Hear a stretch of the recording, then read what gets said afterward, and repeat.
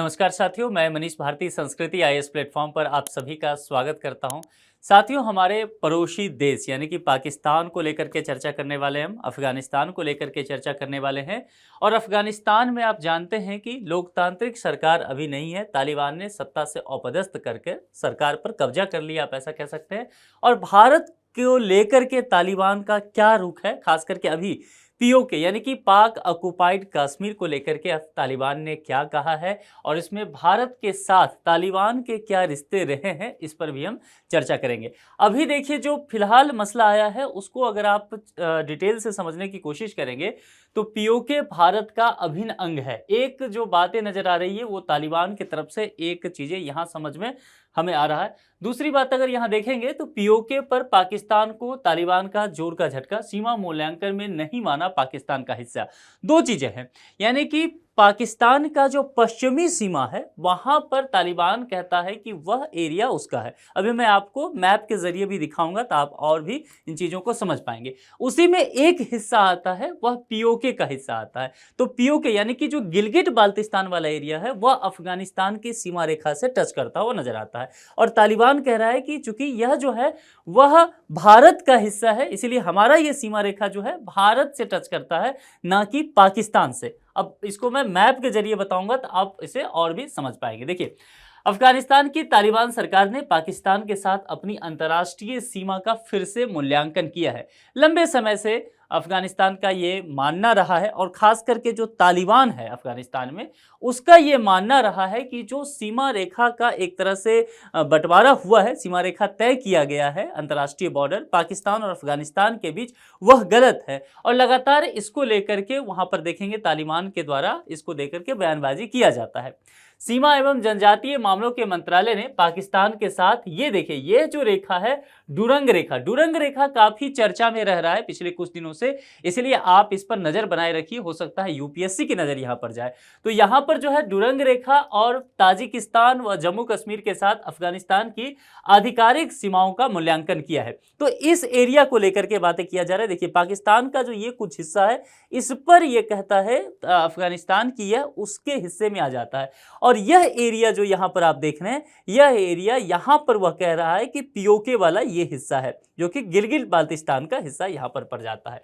ठीक है, इसको लेकर के हम और जरा विस्तार से देखते हैं। यहां पर अगर टोलो न्यूज के जरिए देखेंगे तो यह पूरी तरह से यह जानकारी जो है, यही बातें यहां पर किया जा रहा है। सीमा मूल्यांकन जो फिर से किया गया है, इस चीज को लेकर के आप यहां देख रहे होंगे। और जुलाई 21, 2024 की है ये खबर है, यानी कि हाल फिलहाल की ये घटना बताई जा रही है।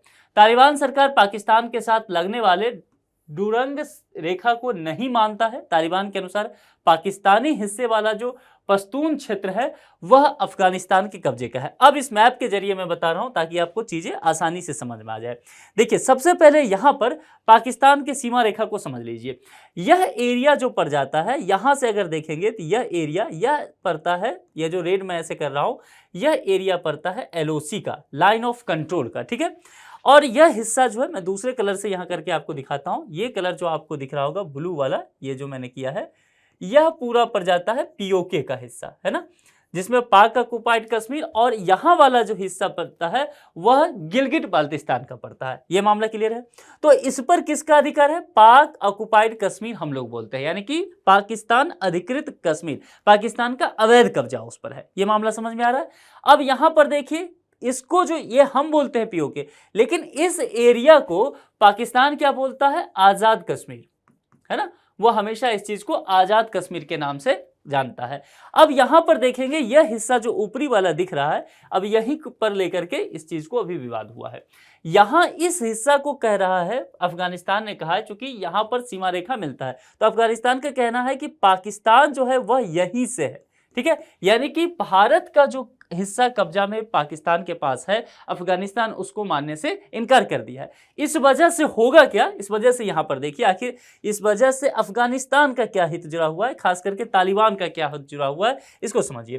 क्योंकि अगर इस हिस्से पर, यहां पर जो है ये पूरा हिस्सा जो है, अगर यहां इस हिस्से पर पीओके वाला ये जो पूरा एरिया पड़ता है, इस पर पाकिस्तान का अधिकार यदि मान लेता है अफगानिस्तान, तो अफगानिस्तान की सीमा रेखा देखिए भारत से कहीं भी टच नहीं करेगा। और अगर नहीं मानता है ये अधिकार, तो आपको ये एरिया जो दिख रहा होगा, ये एरिया, यहां पर ये लाइन जो है वह भारत के साथ फिर टच करेगा। मामला समझ में आ रहा है? यह एरिया इसीलिए वह कहता है कि यह जो है पाकिस्तान का हिस्सा नहीं है, पीओके भारत का हिस्सा है, ताकि वह भारत के साथ सीमा साझा करने की इच्छा यहां पर रखता है, क्योंकि यही एरिया है जहां से भारत जो है अफगानिस्तान सीधे पहुंच सकता है। मामला समझ में आ गया? लेकिन आप कहेंगे भारत यहां से क्यों नहीं पहुंच पाता है? क्योंकि यह हिस्सा जो है अभी पूरी तरह से पाकिस्तान के कब्जे में है। मामला समझ में आ रहा है? अब सोचिए ऐसा क्यों? यहां पर अगर आप देखेंगे पाकिस्तान के इस हिस्से में, देखेंगे नीचे जाकर के बलूचिस्तान प्रांत में जाकर के, तो चीन का सीपैक प्रोजेक्ट जो है वहां पर उसने ग्वादर पोर्ट बनाया है। ये मामला आपको समझ में आ रहा है, ग्वादर पोर्ट को लेकर के। लेकिन अगर भारत देखेंगे उसको काउंटर करने के लिए, अफगानिस्तान तक पहुंचने के लिए, तो फिर वह ईरान में जो है वहां पर जाकर के चाबहार पोर्ट बनाया है। तो फिर यहां से हम एंट्री लेकर के जाते हैं अफगानिस्तान में, ठीक है। तो यहां पर अगर चीजें ऐसा रहता कि यहां पर अगर समझिए कि अगर पाकिस्तान का कब्जा नहीं रहता गिलगित बाल्टिस्तान में, तो यह पूरा हिस्सा जो है अभी हमारे पास होता, और इसमें जो यह वाला पोर्शन बच जाता, यहां का यह सीमा रेखा हम अफगानिस्तान के साथ साझा करते, और इस स्थिति में क्या होता कि हम अफगानिस्तान से सीधे जो है यहां पर पहुंच जाते भारत, जम्मू कश्मीर। मामला समझ में आ रहा है? तो इस एरिया को लेकर के पूरा जो है खेल मचा हुआ है। दूसरी बात, यह तो भारत के एंगल से देखिए। अब यहां पर मैं चीन के दृष्टिकोण से भी दिखाना चाहता हूं आपको, चूंकि यहां पर अफगानिस्तान ने चीन को लेकर के भी कुछ कहा है। देखिए यह हिस्सा जो है यहां पर, ये एरिया थोड़ा सा जो पड़ेगा, यह हिस्सा यह चीन के साथ जगह साझा करता हुआ आपको अफगानिस्तान नजर आएगा, और इसी वजह से यह चीन तक अपनी पहुंच बना सकता है अफगानिस्तान। लेकिन अगर यह हिस्सा पाकिस्तान के कब्जे में रहता है तो फिर यह दुर्लभ हो जाएगा। यह तकरीबन जो है वह 19 किलोमीटर का है यह, ठीक है। यानी कि चीन और अफगानिस्तान की सीमा को लेकर के अगर बात किया जा रहा है। दूसरी तरफ एक चीज देखिए कि यह जो पश्चिमी हिस्सा है पाकिस्तान का, जो मैं आपको एरिया अब दिखाने जा रहा हूं, उस मैप पर नजर डालिएगा। यहां पर जो ये देखेंगे आप, पाकिस्तान का ये वाला हिस्सा देखिए, यहां से जो है वह पाकिस्तान का ये अंतर्राष्ट्रीय बॉर्डर है। इधर हो गया आपका अफगानिस्तान और इस तरफ हो गया पाकिस्तान। मामला समझ में आ रहा है? अब देखिए यहां पर क्या है, यह जो पेशावर वाला एरिया पर जाता है, यानी कि पाकिस्तान का पश्चिमी हिस्सा, यह पूरा एरिया, और अफगानिस्तान का पूर्वी हिस्सा, ठीक है। तो अफगानिस्तान कहता है कि यह जो डुरंग रेखा पूरा बना हुआ है, इसको मानने से वो इनकार कहता है। क्यों करता है? क्योंकि वह कहता है कि ये जो पेशावर वाला हिस्सा है, दूसरे कलर से दिखा देता हूं, यह जो पेशावर वाला हिस्सा है वह कहता है कि यह एरिया भी मेरा ही है। ये वैसे पाकिस्तान का, मैंने कहा इधर से इस रेड लाइन से इधर पाकिस्तान है, लेकिन अफगानिस्तान का कहना है कि यह पूरा जो हिस्सा है वह उसका पड़ जाता है। मामला समझ में आ रहा है? यहां से ये पूरा अफगानिस्तान पाकिस्तान के इतने हिस्से को अपना बताता है। अब जरा सोच लीजिए, यहां पर अगर पाकिस्तान के इस पश्चिमी हिस्से पर अफगानिस्तान और तालिबान के द्वारा लगातार कहा जा रहा है कि हम इस हिस्से को लेकर के रहेंगे, कब्जा करेंगे पाकिस्तान के इस हिस्से को, तो कुल मिलाकर के देखिए तो यह एरिया अगर अफगानिस्तान के पास चला गया, आप यहां से अगर देखेंगे पूरा यह वाला हिस्सा नीचे वाला, तो वह गिलगित वो आपको नजर आएगा, ये बलूचिस्तान का नजर आएगा जो कि पाकिस्तान से अलग होना चाहता है, और गिलगित बाल्टिस्तान वाला ये वाला हिस्सा जो पूरा पड़ जाता है पीओके, जिसको भारत कहता है कि मैं लूंगा। तो यहां पर देखें, सिंध को लेकर के देखेंगे, यहां पर जो सिंध को लेकर के लगातार कहा जा रहा है कि सिंध अलग होना चाह रहा है, इस हिसाब से देखेंगे तो पाकिस्तान के पास कितना क्या चीज बच जाएगा, जरा ये देखते हैं। देखिए फिर पाकिस्तान जो है कुछ ऐसा बचेगा, यानी कि ये हिस्सा जो है कुल मिलाकर के पाकिस्तान का बच जाएगा, इतना छोटा देश फिर पाकिस्तान बचेगा। तो यही पाकिस्तान के लिए फिलहाल आफत बना हुआ है, और तालिबान जब से आया है अफगानिस्तान में, लगातार जो है उसके पाकिस्तान के पश्चिमी सीमा जो कह सकते हैं पेशावर वाला एरिया है, वहां पर लगातार जो है गतिरोध बना हुआ है। इस हिस्से को लेकर के मैं बात कर रहा हूं, यहां पर जो है अफगानिस्तान अपना दावा करता हुआ नजर आ रहा है। ये पूरा खेल था वखान कॉरिडोर के विषय में। अब समझिए आगे की बात। यहां पर अफगानिस्तान के बदख्शा प्रांत के भीतर स्थित क्षेत्र की एक संकीर्ण ये पट्टी है, यह अफगानिस्तान को चीन के सिंजियांग से जोड़ता है। अब मैंने क्या बताया था आपको, इस वाले हिस्से को जाकर के यह कहते हैं, क्योंकि सिंजियांग जो है वह यहां पड़ता है, सिंजियांग चाइना का, तो यहां जाकर के ये जुड़ेगा। और मैंने कहा था तकरीबन जो है वह 19 किलोमीटर का यह एरिया यहां पर पड़ जाता है। ताजिकिस्तान के कोरगो बदंखा स्वायत्त क्षेत्र को दक्षिण में पाकिस्तान के उत्तरी क्षेत्रों से यह अलग भी करता है। और यही जो मैंने कहा था कि यह पीओके से जाकर के जुड़ा हुआ है, जो कि पाक अधिकृत कश्मीर है। अब भारत तालिबान के रिश्तों को भी जरा समझ लेते हैं क्या है। और जब हम भारत तालिबान के रिश्तों की बात करेंगे तो तकरीबन 3 दशक को लेकर के चलते हैं कि 3 दशक में क्या क्या घटनाक्रम रहा है। देखिए, तालिबान द्वारा जम्मू कश्मीर को पाकिस्तान का हिस्सा नहीं मानता है। वो हमेशा से भारत का इस मसले पर साथ देता रहा है कि हम आपका समर्थन करते हैं कि जो पीओके वाला हिस्सा है वह भारत का अभिन्न अंग है, वह पाकिस्तान का नहीं है। तो देखिए, यहां पर निश्चित तौर पर तालिबान के द्वारा भारत का जो समर्थन किया जा रहा है, तो भारत के लिए एक ऐज जरूर यहां पर है। दूसरा, भारत के साथ संबंधों पर तालिबान के विदेश मंत्री मुत्ताकी का बयान क्या आया था, तालिबान भारत के साथ राजनीतिक, ध्यान दीजिएगा, राजनीतिक और आर्थिक स्तर पर संबंधों को मजबूत करना चाहता है। अब यहां पर समझ लीजिए, भारत एक लोकतांत्रिक देश है और दुनिया का सबसे बड़ा लोकतांत्रिक देश है, तो भारत ऐसी ही व्यवस्था को समर्थन करना चाहेगा जो लोकतंत्र के माध्यम से जो लोग सत्ता में आए हों, यानी कि चुन करके आए हों, एक सही प्रक्रिया का पालन करके आए हों। तालिबान ने क्या किया, तालिबान ने अफगानिस्तान में जो चयनित सरकार था, लोगों के द्वारा जो चुने हुए जनप्रतिनिधि थे, उनको सत्ता से बेदखल कर दिया और फिर सत्ता पर कब्जा कर लिया। इसीलिए शुरुआती स्तर पर देखेंगे तो भारत ने अपना दूतावास भी वहां से खत्म कर लिया था और भारत ने तमाम तरह के रिश्ते तोड़ लिए थे तालिबान के साथ। लेकिन यहां पर देखिए, शब्द पर ध्यान दीजिए, क्योंकि यूपीएससी में कहते हैं ना कि आपको शब्दों का खेल है। राजनीतिक रिश्ता की बात कर रहा है। राजनीतिक रिश्ता क्या होता है? राजनीतिक रिश्ता कहने का मतलब हुआ दोनों देश एक दूसरे के यहां दूतावास रखें। दूसरी बात क्या होगा कि जैसे तालिबान जो है वह भारत की जो भी सरकार है उसको मान्यता दे और भारत जो है वह तालिबान के सरकार को मान्यता दे। मामला समझ में आया?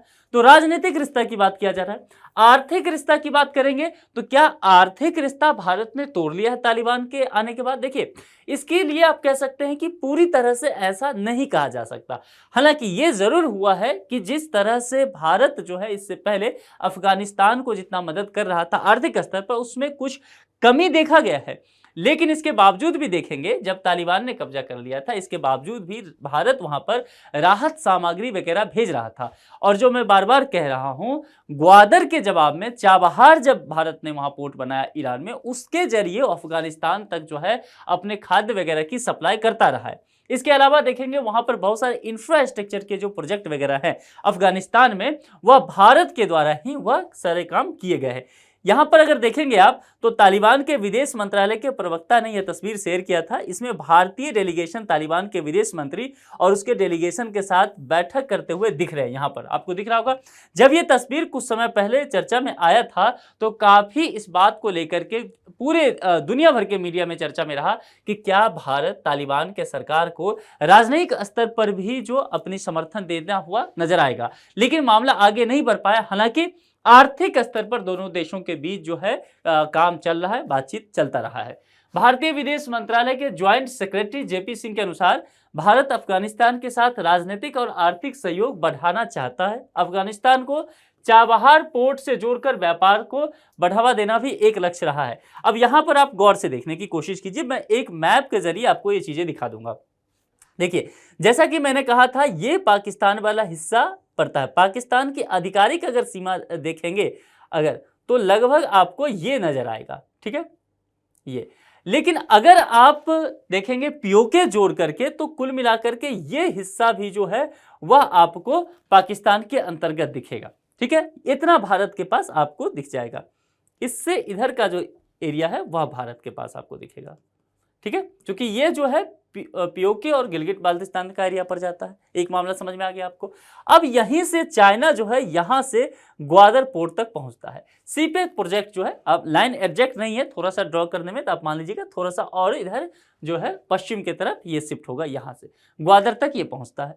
अब ग्वादर के जवाब में चूंकि यहां से पूरी तरह जो है ये अरब सागर होते हुए, वे ऑफ बंगाल होते हुए, साउथ चाइना सी होते हुए चीन को अपना सामान ले जाना पड़ता था चाइना, तो उसने क्या किया, यहां से जो आएगा उसको यहाँ पोर्ट पे लाएगा पाकिस्तान, यहीं से सड़क मार्ग से वह चीन तक पहुंच जाएगा। यह एक महत्वाकांक्षी प्रोजेक्ट रहा है चीन के राष्ट्रपति शी जिनपिंग का। अब अगर यहां पर देखेंगे, भारत को इसे काउंटर करना था, क्योंकि यहां पर जो है इस एरिया में चीन की जो आप कह सकते हैं एक तरह से उपस्थिति दर्ज हो रहा था। अगर यहाँ पोर्ट है तो जाहिर सी बात है यहाँ पर उसका जो है अधिपत्य होता हुआ नजर आएगा और पाकिस्तान जो है उसको रोकेगा नहीं, तो ये एरिया डिस्टर्ब होता। तो भारत ने इसके जवाब में क्या किया, चाबहार यहां बना दिया। चाबहार जो है वह ईरान में पड़ता है और ईरान में ये पोर्ट बना करके भारत का ये रूट रहा, देखिए अफगानिस्तान तक पहुंचने का भारत ने एक रास्ता ये बनाया। चूंकि पाकिस्तान ने यहां से खाद्य सामग्री जो इधर से जा सकता था भारत से, तो पाकिस्तान ने मना कर दिया कि हम ये रूट आपको नहीं देंगे, ठीक है। तो भारत को ये बनाना पड़ा। दूसरी बात क्या है, भारत यहां ये करके क्या करेगा, तो इस एरिया पर भारत का निश्चित तौर पर ये जो ओमान है, ओमान के आसपास जो है एरिया, यहां पर भारत का भी आप कह सकते हैं और ईरान का संयुक्त रूप से एक तरह से प्रभुत्व रहेगा। तो ये भारत के पक्ष में भी है, सामरिक दृष्टिकोण से भी इसको समझना चाहिए ऐसे करके। तो ये चीजें वहां पर ग्वादर को काउंटर करने के लिए चाबहार हुआ और ये सब अफगानिस्तान को एक तरह से कह सकते हैं कि मदद देने के लिए और आगे चल करके सेंट्रल एशिया में पहुंचने के लिए भी भारत ने यह कदम उठाया है। अब जरा 1980 से भारत और तालिबान के रिश्ते पर लेकर के बात करते हैं। मैंने कहा था कि हम 3-4 दशक पीछे तक चलेंगे और देखेंगे। देखिए 1980 में जब अफगानिस्तान में उठापटक का दौर चल रहा था, तब भारत अफगानियों के लिए दूसरे घर जैसा था। बहुत सारे लोग अफगानिस्तान के भारत आ जाया करते थे। एक वजह यह भी है कि थोड़ी सी कल्चर भी हमारा मिलता है, पीपल टू पीपल कनेक्शन रहा है। अभी भी देखेंगे अफगानिस्तान क्रिकेट टीम का काफी प्यार भारत को लेकर के रहता है और अफगानिस्तान टीम का लंबे समय तक अंतर्राष्ट्रीय स्टेडियम जो रहा घरेलू, वह भारत में ही नोएडा में रहा। जेवर में जो वो है स्टेडियम, वही उसका घरेलू स्टेडियम माना जाता रहा। तो ये अफगानिस्तान के क्रिकेट टीम को भी भारत ने और बीसीसीआई ने आगे बढ़ाने का काफी काम भी किया है। तो ये दूसरे घर जैसा उसका रहा। अफगानिस्तान के पूर्व राष्ट्रपति हामिद करजई जो थे वह भारत ही पढ़ने के लिए आए थे, उनकी शिक्षा दीक्षा वगैरह इधर से ही हुआ था। डिप्लोमेटिक रिश्ते को लेकर के बात करेंगे तो डिप्लोमेटिक रिश्ता जो है वह उतार चढ़ाव जैसा रहा है कुछ भारत और। अगर तालिबान को लेकर के बात करेंगे, तालिबान ने 1996 में जब अफगानिस्तान में पहली बार सत्ता हासिल की तो भारत ने उससे सारे डिप्लोमेटिक रिश्ते उस वक्त जो थे वह तोड़ लिया था। भारत ने यहां तक कि अफगानिस्तान में जो भारत का दूतावास था, भारत ने उस दूतावास को भी बंद कर दिया था। भारत ने तालिबान से लड़ने के लिए बने अहमद शाह मसूद के नेतृत्व वाले नॉर्दर्न अलायंस का समर्थन किया था ताकि तालिबान को बाहर किया जा सके अफगानिस्तान की सत्ता से। 2001 में जब अमेरिका ने तालिबान को हराया और नई सत्ता लाई तो भारत वहां सबसे पहले फिर दूतावास खोलने वाला एक देश भी बना था। अब यहां पर एक समझिए $3 बिलियन की अगर बात करेंगे सहायता को लेकर के, तो 2001 में तालिबान के सत्ता से बाहर होने के बाद भारत ने अफगानिस्तान को $3 बिलियन की सहायता राशि दी थी। इससे वहां क्या क्या बना, तो बांध, बिल्डिंग, हाईवे और पावर स्टेशन लगाए गए। इससे अफगानिस्तान में भारत का सॉफ्ट पावर एक तरह से डेवलप होता है। इंटरनेशनल रिलेशन में पावर की जब बात करते हैं तो हार्ड पावर की हम बात करते हैं, इसके बाद जो है हम सॉफ्ट पावर की बात करते हैं और आजकल एक और टर्म यूज होने लगा है वह स्मार्ट पावर। अब ये क्या है, देखिए हार्ड पावर में हम कहते हैं बाय हुक और क्रुक, यानी कि हम मिलिट्री ऑपरेशन के जरिए अपनी बात मनवा लेंगे, आपके समक्ष अपनी बात रख पाएंगे। सॉफ्ट पावर क्या होता है, आसान भाषा में करें तो प्रेम मोहब्बत से, है ना, भाईचारा बढ़ा करके कोई काम करना। अब हमने अफगानिस्तान का मदद किया तो वहां की जो सरकार है, वहां के जो लोग हैं, उनका जो है उनके मन में हमारे लिए छवि बेहतर होगा। तो कल को कोई प्रोजेक्ट लगाना होगा, यूएन में किसी मुद्दे पर समर्थन देना होगा तो वो हमें समर्थन जरूर देंगे। और स्मार्ट पावर आज की दुनिया की जरूरत भी है और आज की जो है वो आजकल इसी का इस्तेमाल हो रहा है। इसमें बाय हुक और क्रुक दोनों कह सकते हैं। आप प्यार मोहब्बत से मानिए तो ठीक है, नहीं तो मिलिट्री ऑपरेशन के द्वारा मनाया जाएगा, लेकिन अपनी बात हम जरूर रखेंगे, अपने चीजों को यानी कि नेशन फर्स्ट जो कहते हैं ना उसको लेकर के आगे बढ़ने की बात इसमें की जाती है। जब अमेरिका ने तालिबान से शांति समझौता करने की कोशिश की तो भारत एक ऐसा देश था जिसने सबसे आगे बढ़ करके इसका विरोध किया था कि तालिबान के साथ शांति समझौता ना किया जाए। क्योंकि वही बात, भारत लोकतांत्रिक देश है और भारत का कहना है कि भैया जो लोग चुन करके आए, जो जनप्रतिनिधि हैं, उनको ही सत्ता में रहने का अधिकार है। हथियार के दम पर किसी ने सत्ता को हथिया लिया है तो हम एक लोकतांत्रिक देश होने के नाते उसका समर्थन नहीं करेंगे। अफगानिस्तान के पूर्व राष्ट्रपति अशरफ गनी के साथ सत्ता में रहे अब्दुल्लाह का परिवार 2014 से ही भारत में रह रहा है। 2021 में तालिबान फिर अफगानिस्तान में सत्ता में आया। आप ये चीजें जानते हैं कि किस तरह से 2021 में घटनाक्रम होता है। जब ट्रंप सरकार से चले जाते हैं, ट्रंप सत्ता से हट जाते हैं, वहाँ अमेरिका में जो बाइडेन आते हैं, एक डिसीजन लिया गया कि अमेरिकी सैनिक जो अफगानिस्तान में है उसे हम धीरे धीरे करके बाहर निकालेंगे। फिर कहा गया कि सिस्टमेटिक ढंग से बाहर निकालेंगे। फिर अचानक से अमेरिका ने वहाँ से सेना को निकाल लिया और इसका दुष्परिणाम जो है वह अफगानिस्तान के जनता को भुगतना पड़ा और वहाँ पर हालात बहुत बुरे हो गए, क्योंकि तालिबान ने पूरी तरह से कब्जा कर लिया और बहुत ज़्यादा अपने ही लोगों पे, अफगानिस्तान के लोगों पर अत्याचार किया। भारत ने उसके बाद वहां पर अपना दूतावास बंद कर दिया। तालिबान के सत्ता में आने के बाद 1 साल बाद भारत ने अफगानिस्तान में अपना फिर से दूतावास खोला। वहां एक टेक्निकल एक्सपर्ट की टीम भी भेजी, चीजों को जानने के लिए, समझने के लिए, तालिबान के साथ जो है तालमेल बिठाने के लिए। क्योंकि आज की सच्चाई क्या है कि तालिबान ही वहां सरकार चला रहा है, ठीक है। और विभिन्न देशों के द्वारा देखेंगे तो तालिबान के साथ जो है कोशिश किया गया है कि उसके साथ रिश्ते मधुर किए जाए, जिसमें चीन कभी पीछे नहीं रहता है। उसका आर्थिक हित सबसे बड़ा है। किसी भी देश में सत्ता में कोई आए कोई जाए, इससे चीन को फर्क नहीं पड़ता है। और अगर देखेंगे इसका एक और उदाहरण तो म्यांमार को लेकर देखिए। आंग सान सूकी की जो पार्टी थी वो जब सत्ता में रही, चीन का तब भी उस संबंध बेहतर रहा और उनके पार्टी को सत्ता से हटा करके मिलिट्री को सत्ता सौंपने में या अफगानिस्तान में सैन्य शासन को बहाल करने में चीन का हाथ देखा गया। और चीन ने वहां के जो म्यांमार के सत्ता में रहने वाले मिलिट्री के लोग हैं उसके साथ भी तालमेल बिठाया। तो भारत को भी प्रैग्मेटिक फॉरेन पॉलिसी अपनाने की आवश्यकता है। इसलिए तालिबान के साथ भारत इस बात को लेकर के रिश्ता कायम करना चाह रहा है, संभावना देख रहा है कि कहां तक हम उसके साथ जा सकते हैं। इसलिए वापस से दूतावास खोला गया, एक टेक्निकल एक्सपर्ट टीम भेजी गई और कोशिश किया गया कि भारत का बहुत ज़्यादा फंड वहाँ है, बहुत ज़्यादा प्रोजेक्ट वहाँ, हमने सलमा डैम वगैरह के बारे में आपने सुना होगा, ये भारत के पैसे से ही हुआ है। तो कोशिश किया जा रहा है कि भैया हमने इतना इन्वेस्टमेंट किया है तो कुछ तो वहाँ से फायदा मिले। तो यही सारी बातें यहाँ पर देखने को मिल रही है। अब एक इस पर संभावित प्रश्न है, निम्नलिखित में से कौन सा शहर अफगानिस्तान की राजधानी है? 4 यहाँ पर विकल्प आपको दिया गया है। जो भी विकल्प आपको सही लगे उसका चयन करके कमेंट बॉक्स में जरूर लिखिए।